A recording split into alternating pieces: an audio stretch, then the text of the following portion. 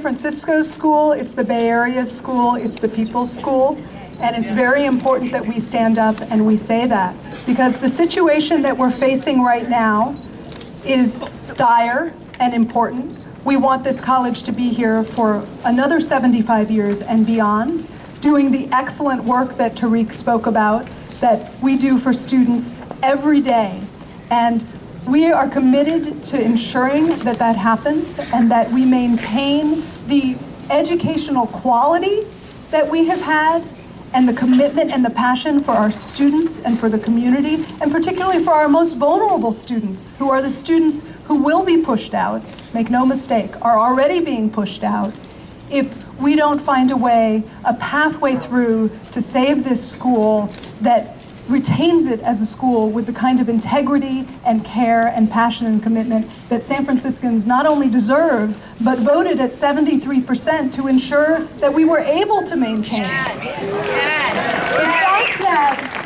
The fact that the administration is currently taking Prop A funds and intends to divert them to other purposes is outrageous.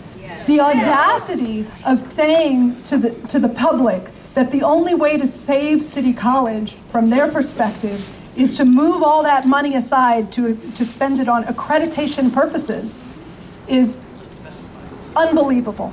It's just, it confounds the, I don't even see, I just get stumped.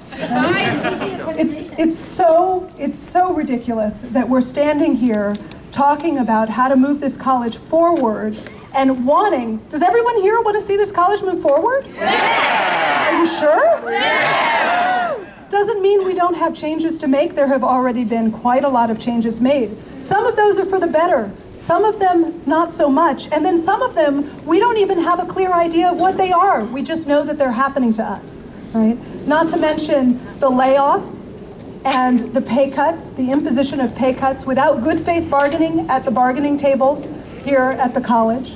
All of this is not the way to move City College forward, and it's not the way to get the community or the members of the college community to ensure that we really continue to have the college that maintains the educational quality that serves our students and that serves all of us. So it's incredibly exciting to see all of you out here today, and AFT 2121 is going to be stepping up in the next couple of weeks and doing outreach to all of you, to the faculty here, and I know that you'll be doing outreach into the community and to students and to colleagues as well. So we're going to see increasing unity, I think, under this situation, and it's not going to be easy. We really didn't intend, and we didn't mean, and we didn't think we had to be in the place that we are right now, right? It didn't have to happen this way. But the administration has taken a particular path.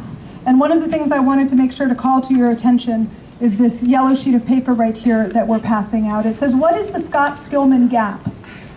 Thelma Scott-Skillman, our current interim chancellor, at the point that she came in, suddenly there's a $10 million hole in next year's budget.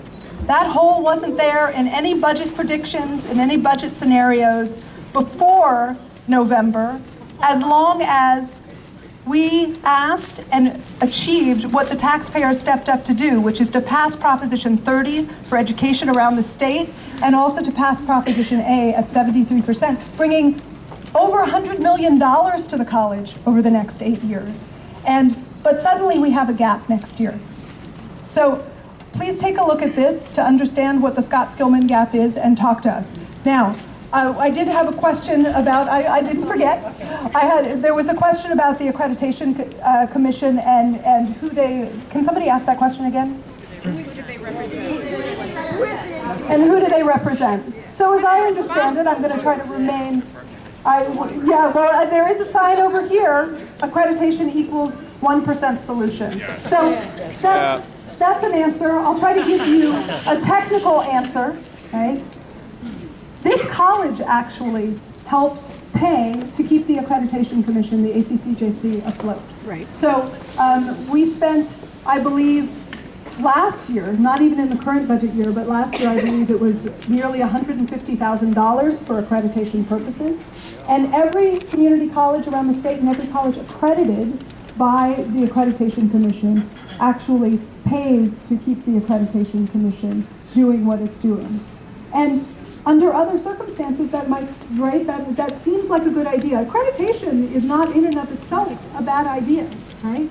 We should have standards, right? People should be helping maintain those standards, and the accreditation is set up so there are internal, right? There are standards, but we are responsible internally for fixing them. But what we have here is not a situation where that is happening. We have imposition, not just at the bargaining table, but from on high, that tells us what kind of college we need to have. Not how we need to get there, but that we need to have a smaller college, that we need to have a different college, that we need to have a college that doesn't maintain health care for faculty, for instance, that doesn't serve students in particular populations, particularly sometimes the most needy students, or that ensures that students who aren't paying their fees, doesn't help them figure out how to pay their fees, but just says, no, you can't come here, right? What we need is a system of regulation and governance that enables us to ensure that we can meet the community's needs and meet our students' needs while meeting the needs of the folks who do the work at the college, to ensure that we can do all of those things, right? That we can satisfy, right?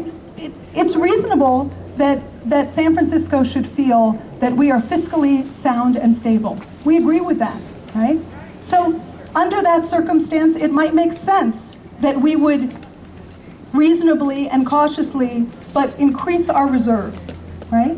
We don't want the college to go bankrupt. We never had, and that's why the faculty who are standing all around you, right, have dug into their pockets again and again. The classified staff, everyone at the college has dug into their pocket. Is that something we wanted to do? No. So we did it. We did it solely because we wanted to continue to serve students, and we didn't want to shrink this college in half.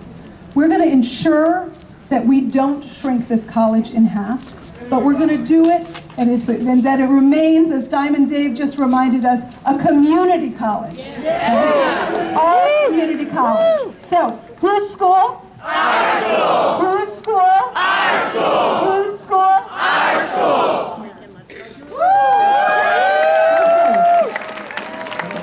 Okay, and then we finally got that question answered. Does the press want to ask another question before we have our next speaker?